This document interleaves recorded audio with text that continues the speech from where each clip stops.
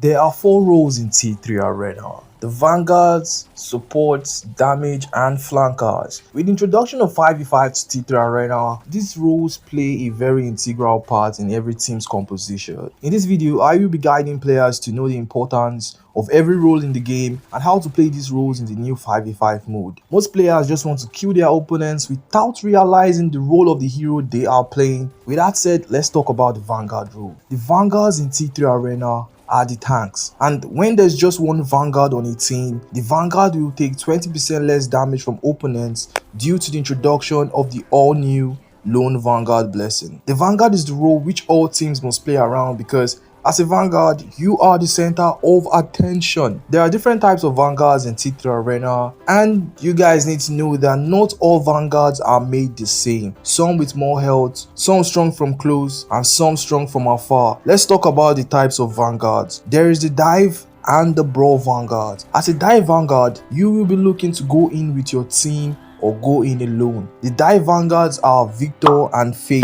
These type of Vanguards have abilities that can mitigate damage, stun opponents, or impair movement of opponents. A Dive Vanguard always engages to dictate how fights go. Now let's move over to the Brawl Vanguards. Brawl Vanguards always go up close to fight opponents. These Vanguards have shields, abilities to assist their team, and a lot of survivability. This type of Vanguards are Ruby, Jabali, Zero Kelvin, and Fort, who is also good at poking the enemy team and can deal damage to enemies before they get close to him. Vanguard heroes all have a good damage output while still having a high survivability in fights. The 5v5 modes are Payload Escort and Control. These two game modes have an objective. In Payload Escort, the objective is to push the payload or stop the opponents from pushing, and in Control, the objective is to capture the point and deny opponents from taking over the control point. As a Vanguard, your job is to ensure that the objective is not in the hands of the other team, because with a high health bar, Vanguards can be on the objective and delay opponents from pushing or taking over. So when you play Vanguards, make sure your eyes are on the objective all the time. With the Vanguard role explained, let's talk about the damage role. Damage heroes are the carrier of the team. They are heroes that can deal a lot of damage in a short time. Like the Vanguard role, there are also two types of damage heroes: the sweepers and the utility damage heroes. The sweepers are heroes who don't need to get close to their targets and can just pick a spot and keep dealing damage to the enemy team. These heroes are Hualing,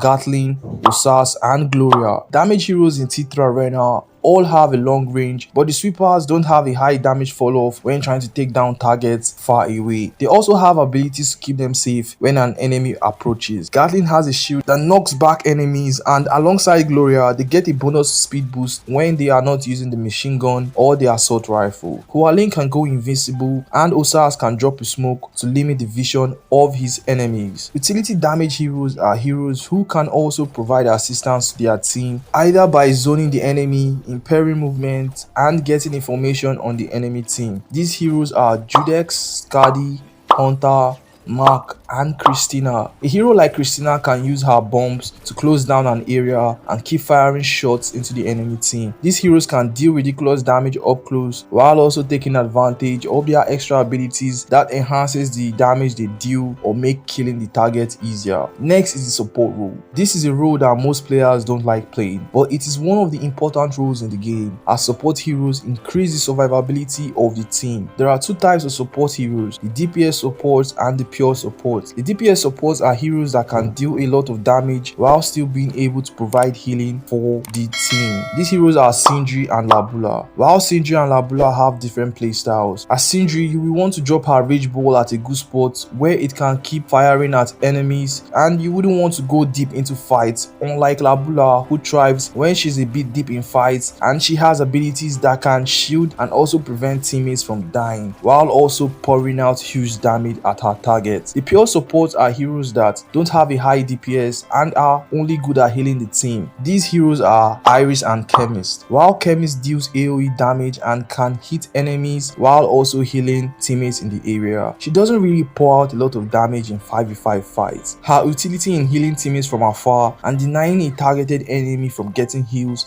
is what makes her really good as a pure support. With Chemist, you need to take a safe spot and try to heal up allies from there. Only extend forward if there's an opportunity to shut down the damage carry of the team. The last role to be talked about is the flank role. Flankers are more like assassins who dive into the enemy team to deny them from easily pushing up or just try to take down key members on the enemy team like supports and damage heroes. All flankers work the same as they all have a lot of mobility. Take advantage of this to carefully play around the enemy team. A flanker's job is to act as a pest to the enemy. These heroes are Alita, Shell, Vincent, Johnny Jet, Diggy, Kazama, and Ya. With a lot of pressure put on the enemy team, they will be forced to deal with you. And with the insane mobility that flankers possess, getting to them will be a task, and this will give room for your team to secure the objective. Every role in T3 Arena is equally important. A team comp must have a healer and a Vanguard if the team really wants to win without stressing too much. As sometimes your team might be better than the enemy team based on individual skill, but due to the fact that you all are playing just damage heroes, playing the game becomes really hard and winning ends up being far-fetched. So always try to ensure that there is a healer and a Vanguard in your team comp, and then you can have 2 damage heroes and 1 flanker. This comp pattern can also work without a flanker by adding a second Vanguard. After making your comp as perfect as you can get it to be, pick a hero for the role you've chosen to play and play that hero with the duty of that role in mind. Don't play Sindri the same way you will play Osas or Gatling. I will make guides specifically on each role later, but for now I felt it's best explaining to most people the duty and importance of roles in T3 Arena. Most losses in rank aren't just because of the enemy team being better, but most of the time players just have no clue on how to play the role they picked. I once had a match where my Sindri left me to die. I was the Vanguard holding down the control point, and my teammate who was playing Sindri at the time refused to heal me, and that was how we lost control over the objective. I believe this guide will help players have a better grasp on how each role works and how heroes fit into the various categories of their role. If you also feel this video will help you and other players playing T3 Arena, please hit the like button, and I will catch you all in the next video. Bye.